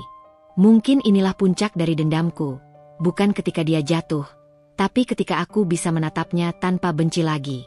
Aku berdiri, meraih tas, lalu berkata pelan, aku sudah memaafkanmu, Rangga. Tapi aku tidak akan pernah melupakan. Ia menunduk dalam-dalam. Terima kasih. Aku berbalik, meninggalkan kafe itu tanpa menoleh lagi. Untuk pertama kalinya, langkahku terasa ringan. Malamnya, aku kembali ke apartemen dan menatap layar laptop. Berita tentangku kini mulai berubah nada. Dulu semua headline dipenuhi amarah dan dukungan, kini berubah menjadi kisah inspiratif. Tania, perempuan yang berani bicara. Dari korban menjadi pejuang, kisah Tania mengguncang media sosial. Tania berbicara jadi gerakan baru untuk korban kekerasan dan perselingkuhan. Beberapa lembaga bahkan mulai menghubungiku, menawarkan kerjasama untuk kampanye kesetaraan dan kekerasan rumah tangga. Aku menatap email-email itu sambil tersenyum samar. Tidak pernah terlintas dalam pikiranku bahwa luka yang kualami bisa menjadi jalan menuju sesuatu yang lebih besar. Aku menulis status baru di Instagram, mungkin sebagai penutup dari semua kegaduhan ini. Aku tidak pernah berniat jadi pahlawan. Aku hanya ingin berhenti jadi korban. Tapi jika suaraku bisa membantu perempuan lain keluar dari sunyi, maka aku bersyukur pernah disakiti. Dalam waktu singkat, ribuan komentar memenuhi postingan itu. Tapi kali ini bukan hanya dukungan, melainkan rasa hormat. Dan di antara semua itu, ada satu pesan yang membuatku terdiam lama. Kak Tania, berkat kamu aku berani melapor ke polisi. Terima kasih sudah membuka jalan. Aku menutup ponselku, memeluk diri sendiri, dan untuk pertama kalinya dalam waktu yang sangat lama, aku menangis. Bukan karena sakit, tapi karena lega. 2 minggu kemudian, aku berdiri di sebuah panggung kecil. Acara seminar yang diadakan oleh sebuah komunitas perempuan. Di depanku, ada puluhan wanita duduk mendengarkan. Wajah-wajah mereka beragam. Ada yang muda, ada yang matang, ada yang membawa anaknya. Tapi semua punya satu kesamaan. Mata mereka menyimpan luka yang sama seperti yang dulu kumiliki. Aku berbicara dengan suara mantap. Aku bukan wanita sempurna. Aku pernah jatuh, dipermalukan, dihina. Tapi aku bangkit. Bukan karena aku kuat, tapi karena aku tidak mau kalah. Mereka tepuk tangan, beberapa bahkan meneteskan air mata. Di sudut ruangan, seorang jurnalis mengambil foto, dan beberapa hari kemudian foto itu muncul di berbagai media dengan judul Dari Luka Menjadi Cahaya, Perjalanan Tania yang Menginspirasi. Aku tersenyum melihatnya. Dulu, ketika aku berada di titik terendah, aku berpikir tidak akan pernah bisa bangkit. Tapi ternyata, kadang Tuhan punya cara aneh untuk mengubah luka menjadi senjata. Malam itu, aku berdiri di balkon apartemen, menatap lampu-lampu kota yang berkelip seperti bintang. Angin malam berhembus lembut, membawa aroma hujan yang baru saja turun. Aku menatap langit dan tersenyum sendiri. Dendamku sudah terbayar. Tapi lebih dari itu, aku menemukan sesuatu yang jauh lebih berharga, diriku sendiri. Aku menyalakan kamera ponsel, membuat satu video terakhir untuk TikTok, bukan untuk memviralkan sesuatu, tapi untuk menutup cerita ini dengan tenang. Halo, aku Tania. Mungkin kalian mengenalku karena kisah yang viral beberapa waktu lalu. Tapi hari ini, aku bukan lagi korban, bukan juga pembalas. Aku hanya seorang wanita yang belajar untuk berdamai dengan masa lalu. Jangan pernah biarkan siapapun membuatmu merasa tidak berharga. Kalau kamu sedang disakiti, ingat, kamu berhak bersuara. Aku tersenyum, lalu menambahkan teks di akhir video. Dari luka, lahirlah kekuatan. Kuunggah video itu, lalu menatap layar sampai muncul tulisan, postingan Anda berhasil dibagikan. Aku menutup ponsel, menatap langit malam sekali lagi, dan untuk pertama kalinya aku benar-benar merasa bebas. Aku menatap layar ponselku dengan campuran perasaan yang aneh, puas, lega, tapi juga sedikit cemas. Unggahan-unggahanku yang viral tentang perselingkuhan Rangga dan Rifda tidak hanya mengguncang dunia maya, tapi juga dunia nyata mereka. Rangga kehilangan pekerjaannya sebagai manajer. Perusahaan tempatnya bekerja tidak mau menanggung risiko reputasi setelah video dan bukti-bukti perselingkuhannya tersebar luas. Aku mendengar kabar dari salah satu teman yang masih bekerja di sana bahwa semua dokumen terkait Rangga sudah dihapus dari server perusahaan, dan semua kontak profesionalnya diblokir. Nama Rangga kini identik dengan pengkhianat dan pelaku kekerasan rumah tangga di media sosial. Aku tidak bisa menahan senyum tipis. Ada kepuasan yang tidak bisa dijelaskan dengan kata-kata. Selama bertahun-tahun, aku merasa tak berdaya, dipermalukan di depan teman, keluarga, bahkan orang asing. Sekarang, orang lain melihat apa yang aku alami, dan dunia memberikan konsekuensinya. Tapi aku juga tahu, kemenangan ini tidak datang tanpa risiko. Rifda. Nama itu yang paling sering muncul di komentar publik setelah Rangga. Orang-orang marah, mengecamnya, bahkan ada yang sampai mengirim pesan kebencian padanya. Aku sempat melihat unggahannya di Instagram yang tiba-tiba di-private. Beberapa akun followernya memutuskan hubungan. Rifda menjadi target kemarahan publik, dan aku harus jujur. Aku merasakan kepuasan melihatnya merasakan sedikit dari rasa sakit yang dulu ia timbulkan padaku. Namun, di balik kepuasan itu, ada rasa gelisah. Aku tidak ingin berubah menjadi seseorang yang sama kejamnya dengan mereka. Balas dendam ini memberi rasa lega, tapi juga mengingatkanku bahwa sakit hati dan kemarahan bisa menggerogoti siapa saja jika tidak dikendalikan. Hari-hari berikutnya, aku menerima pesan dari beberapa orang yang menyebutkan konsekuensi lain yang menimpa Rangga dan Rifda. Ada laporan bahwa beberapa klien perusahaan Rangga menuntutnya karena reputasi yang rusak. Beberapa perusahaan yang pernah bekerja sama dengan Rifda juga memutuskan kontrak. Dunia mereka runtuh perlahan, dan aku hanya bisa menatap dari jauh, merasakan ketenangan yang sebelumnya tidak pernah kurasakan. Namun, aku juga menyadari bahwa ini bukan akhir perjuanganku. Tidak, bukan hanya karena Rangga dan Rifda sedang menghadapi keruntuhan, tapi karena aku tahu luka-luka yang aku rasakan akan selalu ada sebagai pengingat. Media sosial memang telah menjadi senjataku, tapi kebahagiaan sejati tidak hanya datang dari melihat mereka jatuh. Aku mulai menulis di jurnalku, menuangkan semua emosi yang bercampur aduk. Ada kemarahan, tentu saja, tapi juga ada rasa lega dan tekad baru. Aku menulis tentang bagaimana aku ingin membangun hidupku kembali, bukan sebagai korban, bukan sebagai wanita yang terjebak dalam trauma, tapi sebagai pribadi yang utuh dan bebas. Sementara itu, aku mulai menerima dukungan dari orang-orang yang tidak pernah aku kenal sebelumnya.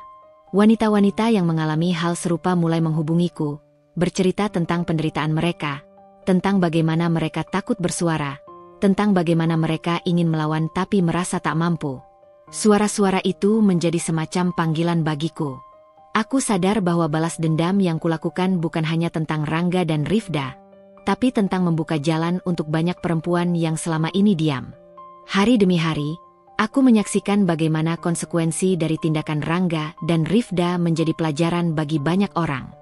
Video-video TikTok mereka yang viral menjadi contoh nyata bahwa tindakan memiliki akibat, dan bahwa kebenaran pada akhirnya akan terungkap.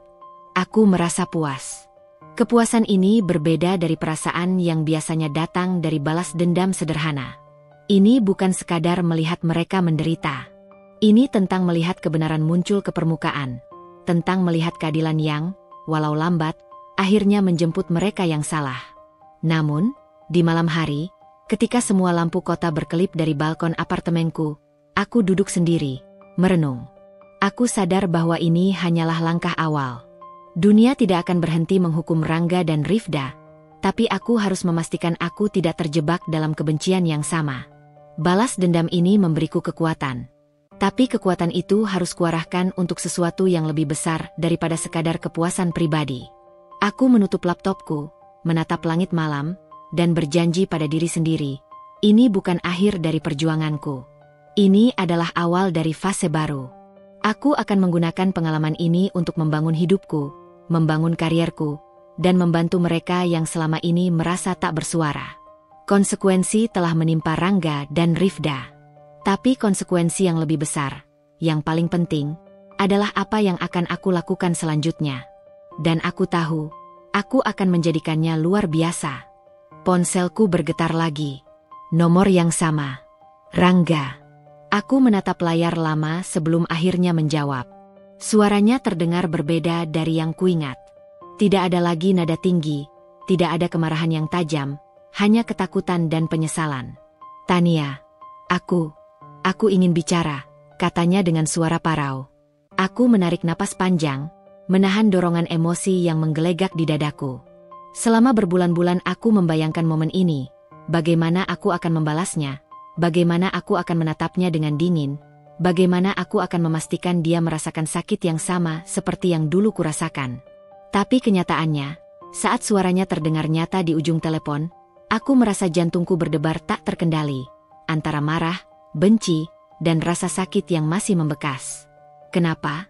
Suaraku terdengar datar, tetapi aku tahu nada itu bergetar sedikit. Aku tahu aku salah. Aku tidak pantas meminta maaf. Aku hanya ingin kamu tahu bahwa aku menyesal. Aku ingin memperbaiki, Tania. Aku ingin kita bisa mulai lagi, katanya. Aku tertawa getir, pahit. Mulai lagi? Rangga, kau pikir ini seperti membuka buku yang sama lagi dan menulis ulang hal-hal buruk itu? Dia terdiam. Aku bisa mendengar napasnya yang berat di telepon. Ada rasa putus asa, tapi juga kesadaran bahwa kata-kata ini mungkin terlambat. Kalau aku bilang aku menyesal, Tania, kalau aku bilang aku ingin memperbaiki semuanya, apa kau bisa memaafkanku? Aku menunduk, menatap lantai. Hatiku menegang. Selama ini aku memimpikan momen ini, konfrontasi terakhir dengannya. Tapi bukan untuk memberi maaf. Bukan untuk kembali. Aku ingin menatapnya, melihatnya merasakan konsekuensi dari semua yang telah dia lakukan. Aku ingin berdiri di sini, utuh, sementara dia harus menanggung rasa bersalah itu sendirian. Tidak, Rangga, jawabku akhirnya, suara datar tapi tegas. Tidak ada kesempatan kedua. Tidak ada cinta yang tersisa. Hanya rasa sakit. Kamu telah menghancurkan segalanya. Dia terdiam panjang. Aku bisa merasakan getaran di teleponnya, seperti dunia runtuh di depannya. Suaranya berbisik, hampir tidak terdengar. Tapi, aku masih mencintaimu. Aku menelan ludah. Kata-katanya seperti pisau yang menembus hatiku, tetapi bukan dalam arti yang dulu. Sekarang aku hanya merasa dingin, jauh, dan terlindungi oleh tembok yang selama berbulan-bulan kubangun dengan luka dan keberanian. Rangga, cinta itu sudah mati sejak lama. Kau yang membunuhnya. Ada keheningan panjang di ujung telepon. Aku bisa membayangkan wajahnya, lesu, hancur, menyesali setiap tindakan. Aku tidak merasa puas. Aku tidak merasa bahagia. Aku hanya merasa lega karena aku sekarang berdiri di sisi yang berbeda. Bisakah kita bertemu? Tanyanya akhirnya. Aku menutup mata, membayangkan pertemuan itu. Aku tahu itu akan menegangkan, akan menyakitkan, akan memunculkan semua kenangan pahit yang sudah kubuang sejauh mungkin. Tapi di sisi lain, aku merasa perlu menatapnya sekali lagi, bukan untuk memberi maaf, bukan untuk kembali, tapi untuk menutup bab itu dengan tegas. Baik, kataku pelan. 1 kali. 1 pertemuan. Tidak lebih.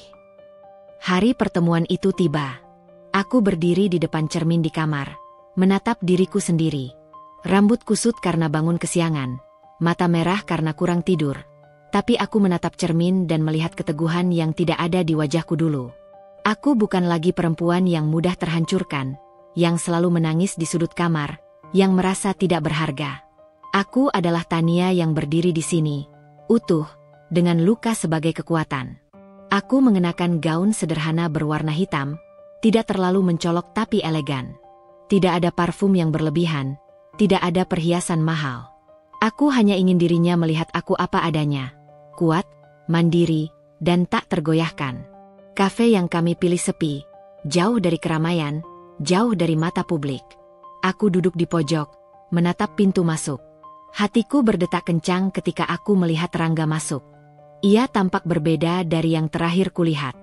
Tidak ada lagi aura percaya diri yang sombong.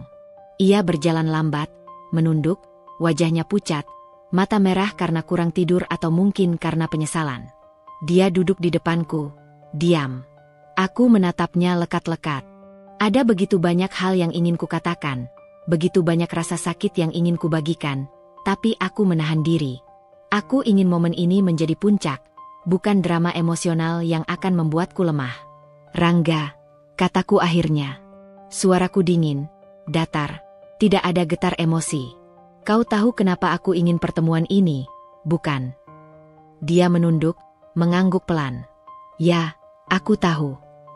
Aku menatapnya, membiarkan kata-kata itu menggantung di udara. Semua kenangan, semua hinaan, semua luka yang pernah ia timbulkan, semuanya ada di ruang ini sekarang. Aku bisa merasakan kemarahanku muncul kembali, tapi aku menekannya. Aku tidak ingin terlihat lemah. Aku tidak ingin dia melihat sisi rapuhku. Rangga, aku ingin kau tahu satu hal. Aku tidak pernah mencintaimu lagi. Tidak sejak kau menyiram wajahku dengan air, di depan Rifda, di depan dunia yang seharusnya kau jaga. Cinta itu mati di saat kau memilih menghina aku, mempermalukan aku, dan menghancurkan harga diriku. Ia menunduk lebih dalam, diam, seperti menyerap setiap kata yang keluar dari mulutku. Ada rasa sakit di matanya, tapi aku tahu itu bukan rasa sakit karena aku tersakiti. Itu rasa sakit karena ia kehilangan segalanya, termasuk aku. Aku menyesal, Tania. Aku tidak pernah bermaksud. Aku salah. Aku tahu itu, tapi aku masih mencintaimu. Suaranya pecah, hampir menangis. Aku menarik napas panjang, menatapnya langsung di mata. Rangga, cinta itu bukan sekadar kata. Cinta itu tindakan, bukan janji kosong. Kau telah memilih untuk mengkhianatiku, dan itu membunuh semua yang pernah kita miliki. Kau kehilangan aku, Rangga, dan aku tidak akan pernah kembali. Ia diam. Suaranya serak ketika akhirnya berkata, Aku hanya berharap kau bisa memaafkanku suatu saat nanti. Aku menatapnya lama. Ada banyak hal yang ingin kukatakan, tapi aku sadar bahwa kata-kata itu tidak akan mengubah apapun. Balas dendamku sudah selesai, bukan dengan kata-kata atau marah, tapi dengan kekuatanku sendiri. Aku adalah Tania yang berdiri di sini, sementara dia hanya bisa menatap dan menyesal. Rangga, kataku pelan tapi tegas. Aku sudah memaafkanmu dalam hatiku. Tapi jangan pernah menganggap itu berarti kita bisa kembali. Aku sudah pergi, secara emosional, dan itu tidak akan berubah. Aku tidak ingin kau menangis lagi. Aku tidak ingin kau memohon lagi. Pergilah, hadapi hidupmu sendiri, dan pelajari arti menghargai orang lain sebelum terlambat. Ia menunduk, menelan ludah, dan akhirnya bangkit dari kursinya. Sebelum pergi, ia menatapku sekali lagi, matanya penuh penyesalan, dan berbisik, "Maafkan aku." Aku tidak menoleh lagi. Aku menatap jendela, menatap jalanan kota yang ramai, dan merasakan sesuatu yang baru. Bukan benci, bukan marah, tapi ketenangan. Aku berdiri, menata gaunku, dan meninggalkan kafe itu dengan kepala tegak. Untuk pertama kalinya, aku merasa bebas. Bebas dari masa lalu, bebas dari Rangga, dan bebas dari semua luka yang ia tinggalkan. Aku tidak lagi menjadi korban. Aku tidak lagi terikat pada orang yang menghancurkan hidupku. Aku adalah Tania yang berdiri di sini, utuh, kuat, dan siap menjalani hidupnya sendiri. Aku tahu, perjalanan ini belum berakhir. Masih ada banyak hal yang harus kulalui, banyak mimpi yang harus kubangun. Tapi satu hal jelas, aku tidak akan pernah kembali ke masa lalu. Aku tidak akan pernah memberi kesempatan kedua pada seseorang yang telah menghancurkan hatiku. Aku melangkah keluar dari kafe, menatap matahari yang mulai tenggelam, dan untuk pertama kalinya dalam waktu yang lama, aku tersenyum lebar. Dunia ini luas, dan aku masih punya banyak jalan untuk ditempuh. Jalan yang bebas dari rasa sakit, bebas dari pengkhianatan, dan penuh dengan kekuatan yang lahir dari luka-luka yang pernah kurasakan. Aku Tania. Aku bertahan. Aku bangkit. Dan aku tidak akan pernah kembali. Hari-hari setelah pertemuan terakhir dengan Rangga terasa aneh. Ada keheningan yang menenangkan, tetapi juga kekosongan yang selama bertahun-tahun terasa asing bagiku. Dunia yang dulu penuh rasa sakit, penghinaan, dan trauma kini seakan membuka lembaran baru. Aku duduk di apartemenku, menatap jendela, dan menyadari bahwa tidak ada lagi suara Rangga atau desahan Rifda yang mengganggu pikiranku. Sunyi ini, yang awalnya menakutkan, kini terasa seperti hadiah. Aku mulai hari-hariku dengan perlahan, membiasakan diri dengan kebebasan yang baru aku rasakan. Pagi-pagi aku menyeduh kopi, menatap langit yang perlahan berubah warna dari gelap menjadi keemasan. Setiap tegukan kopi terasa seperti ritual, pengingat bahwa aku masih hidup, masih berhak untuk bahagia, dan masih memiliki kendali atas hidupku sendiri. Selama bertahun-tahun aku merasa hidupku dikendalikan oleh orang lain. Rangga dengan kemarahannya, Rifda dengan kehadirannya yang menusuk, dunia yang menilai aku lemah. Kini semuanya berubah. Fokus pertama yang kuberikan pada diriku sendiri adalah karir. Selama ini, aku selalu merasa Rangga menganggap pekerjaanku tidak penting, memotong gajiku, dan meremehkanku.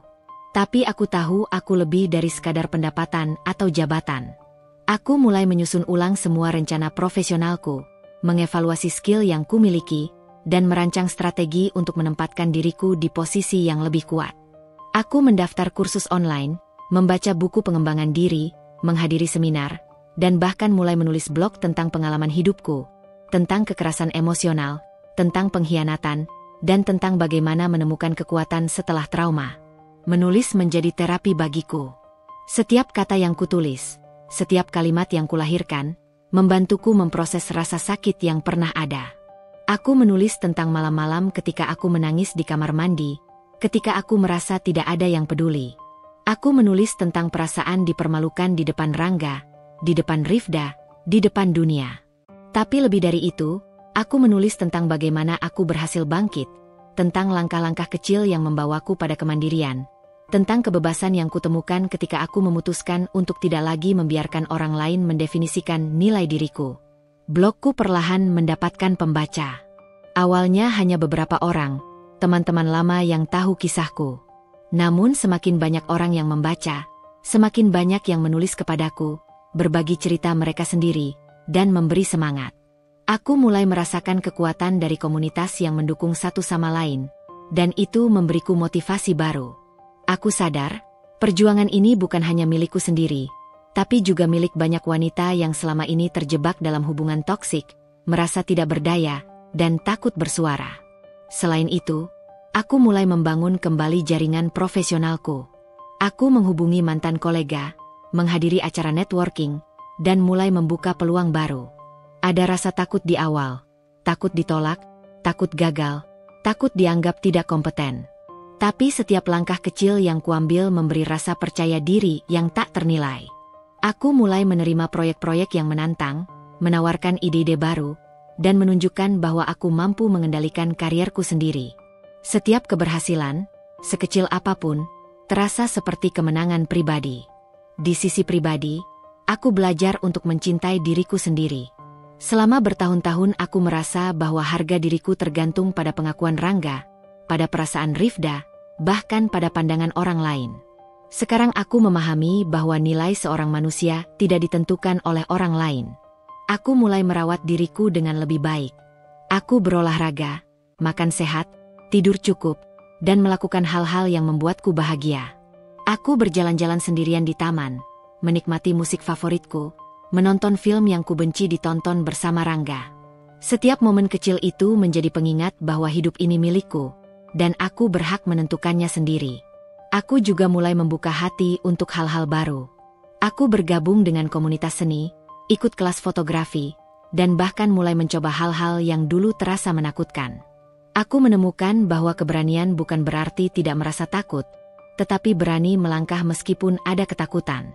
Setiap langkah kecil itu, setiap keberanian yang kulakukan, menguatkan diriku.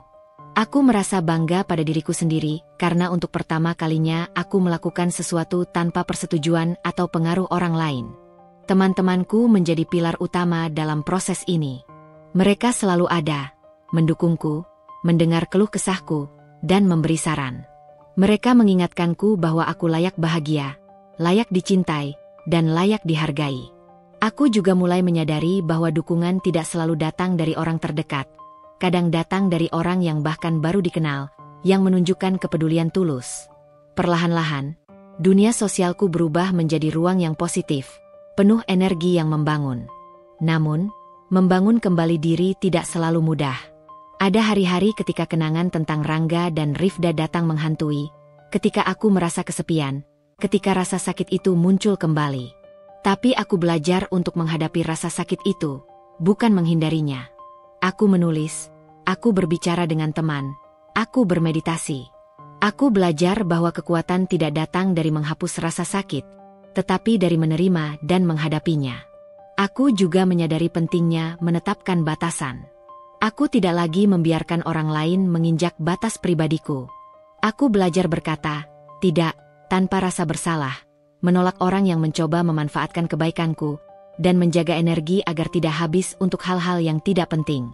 Setiap batasan yang kuletakkan memperkuat rasa hormat terhadap diriku sendiri dan memberi rasa aman yang selama ini hilang.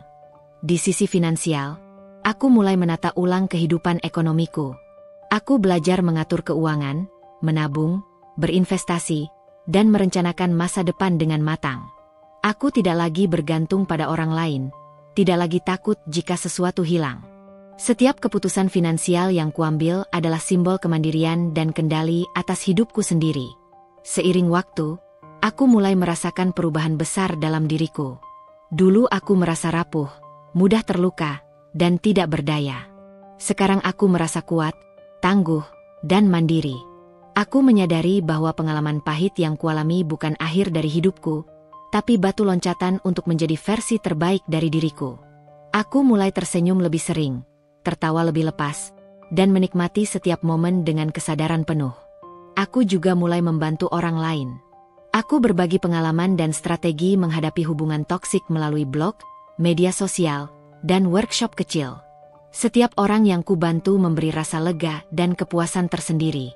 Aku merasa bahwa penderitaan yang kualami tidak sia-sia, karena aku bisa menjadi suara dan dukungan bagi orang lain yang membutuhkan. Ini memberiku tujuan baru dalam hidup. Tidak jarang aku menatap cermin, melihat bayangan diriku sendiri, dan tersenyum. Aku melihat seorang wanita yang kuat, yang pernah terluka tapi berhasil bangkit. Seorang wanita yang berani menghadapi kenyataan, berani melawan ketidakadilan, dan berani mencintai dirinya sendiri. Aku melihat Tania yang mandiri, percaya diri, dan siap menaklukkan dunia dengan caranya sendiri. Aku menyadari bahwa membangun kembali diri bukanlah proses yang instan.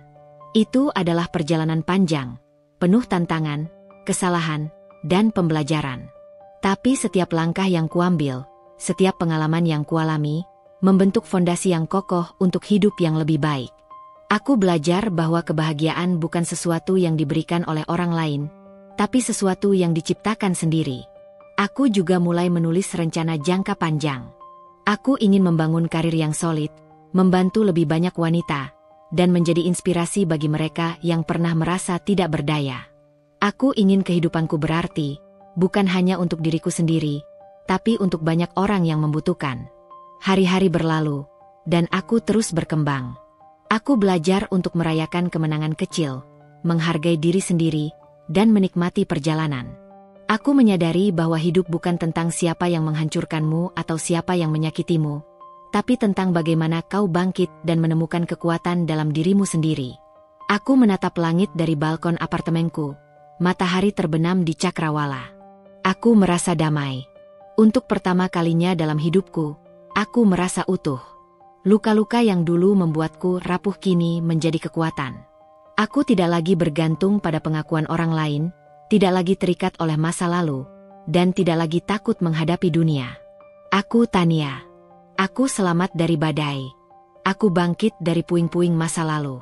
Aku membangun kembali hidupku, dan aku akan terus tumbuh, terus berkembang, dan terus mencintai diri sendiri. Tidak ada yang bisa menghentikanku lagi. Dunia ini milikku untuk dijalani, dan aku siap menyambut setiap kesempatan dengan kepala tegak, hati penuh keberanian, dan jiwa yang bebas. Aku duduk di kursi kayu di studio komunitas yang baru saja kubuka untuk perempuan, menatap wajah-wajah yang penuh harap di depanku. Ada yang meneteskan air mata, ada yang tampak tegang, ada yang ragu, tetapi semuanya membawa satu kesamaan. Mereka mencari jawaban, mencari kekuatan, mencari keberanian yang selama ini hilang. Aku menarik napas dalam-dalam dan tersenyum. Seperti melihat cermin masa lalu, aku melihat versi diriku yang pernah rapuh, terpuruk, dan takut menghadapi dunia. Tapi sekarang, aku tidak lagi menjadi korban. Aku Tania, dan aku berdiri di sini untuk membuktikan bahwa kebangkitan itu nyata. Perjalanan ini tidak mudah. Setiap langkah yang kulalui untuk sampai ke titik ini adalah hasil dari ribuan malam tanpa tidur, ribuan air mata yang jatuh diam-diam, dan ribuan pertempuran yang kulalui melawan rasa takut dan rasa sakit. Aku ingat saat pertama kali aku memutuskan untuk meninggalkan Rangga, saat aku membiarkan dunia tahu siapa dia sebenarnya. Saat itu, aku merasa seperti berada di tepi jurang, takut terjun bebas, tetapi juga tahu bahwa satu-satunya cara untuk selamat adalah melompat. Dan aku melompat. Sejak saat itu, hidupku berubah drastis. Aku membangun kembali diriku, membangun karir, merawat diriku sendiri, dan belajar untuk mencintai siapa aku sebenarnya. Tapi yang paling penting, aku belajar bahwa kekuatan tidak hanya ditemukan dalam kesendirian, tetapi juga dalam berbagi dan membantu orang lain. Aku menyadari bahwa penderitaan yang pernah kurasakan tidak seharusnya hanya menjadi kisah tragisku sendiri. Itu bisa menjadi alat, menjadi jembatan bagi mereka yang masih terjebak dalam kegelapan. Komunitas ini adalah manifestasi dari itu. Aku mulai dengan workshop kecil, mengundang beberapa wanita yang aku kenal dan yang aku tahu membutuhkan dukungan. Topiknya sederhana tapi kuat, bangkit dari kekerasan dan menemukan kekuatan dalam diri sendiri. Aku berbicara dengan hati, berbagi pengalaman pribadiku, kesalahan-kesalahan yang kubuat, dan pelajaran yang kualami. Aku melihat mata mereka berbinar saat aku berbicara, melihat tangan yang bergetar, melihat bahu yang menegang mulai rileks. Ada ketenangan yang muncul ketika seseorang merasa didengar, ketika seseorang menyadari bahwa mereka tidak sendirian. Aku menulis buku tentang pengalaman hidupku. Setiap halaman dipenuhi emosi mentah, kisah pengkhianatan, rasa sakit, tetapi juga kebangkitan, keberanian, dan harapan. Buku itu bukan sekadar memoir. Itu adalah panduan untuk wanita yang ingin menemukan kembali diri mereka, untuk belajar membangun harga diri, dan untuk menyadari bahwa mereka pantas dicintai dan dihormati. Aku ingin setiap kata dalam buku itu menyampaikan satu pesan sederhana tapi kuat. Tidak ada yang lebih berharga daripada dirimu sendiri. Media sosial juga menjadi alat penting. Aku membuat akun yang didedikasikan untuk pemberdayaan perempuan, berbagi kisah inspiratif, tips menghadapi hubungan toksik, dan pesan motivasi setiap hari. Dalam beberapa bulan, ribuan wanita dari berbagai kota mengikuti, berinteraksi, dan berbagi cerita mereka. Aku membalas setiap komentar, membaca setiap pesan, dan selalu berusaha menjadi pendengar yang baik. Terkadang, aku menangis membaca cerita mereka, kisah-kisah tentang pengkhianatan, pelecehan, dan kekerasan yang selama ini tersembunyi. Tapi air mata itu bukan sekadar kesedihan. Itu adalah pengingat bahwa aku melakukan sesuatu yang berarti, bahwa perjuanganku memberi dampak nyata. Aku juga mulai bekerja sama dengan organisasi anti kekerasan dalam rumah tangga. Aku menghadiri seminar, menjadi pembicara, dan ikut dalam kampanye kesadaran. Setiap kali aku berbicara di depan umum, aku merasakan getaran yang aneh di dadaku, antara takut dan bersemangat.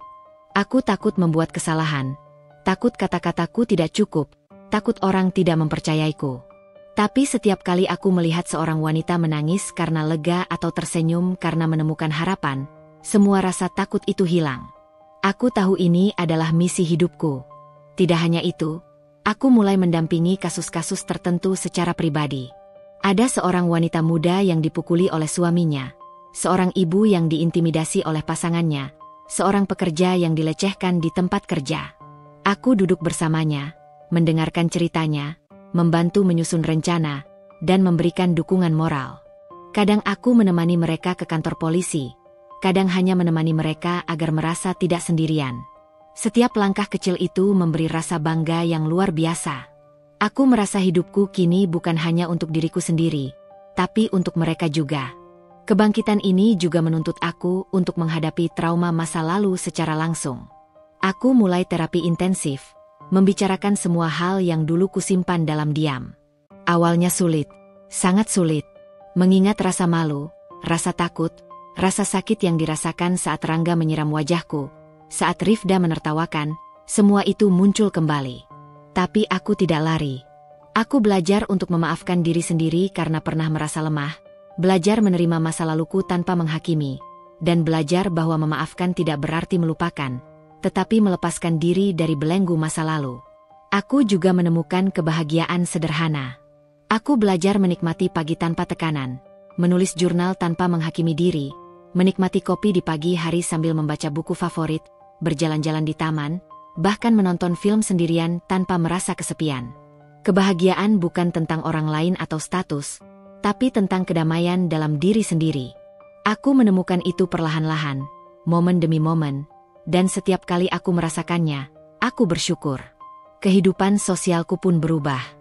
Aku berteman dengan orang-orang yang positif, yang mendukung pertumbuhan pribadi, bukan yang menambah tekanan. Aku belajar memilih lingkungan yang sehat, orang yang menghargai, dan menjauhi mereka yang membawa energi negatif. Itu tidak mudah, karena selama ini aku terbiasa memprioritaskan orang lain di atas diriku sendiri. Sekarang aku belajar menempatkan diri di posisi utama, karena aku adalah orang yang paling penting dalam hidupku. Aku juga kembali membangun karierku dengan lebih percaya diri. Aku menerima proyek besar, menghadapi tantangan yang dulu membuatku takut, dan membuktikan pada diriku sendiri bahwa aku mampu. Setiap keberhasilan bukan hanya soal karir, tapi soal harga diri dan kebebasan. Aku tidak lagi bergantung pada pengakuan Rangga atau siapapun. Aku adalah Tania, dan aku mampu mencapai apapun yang kutuju.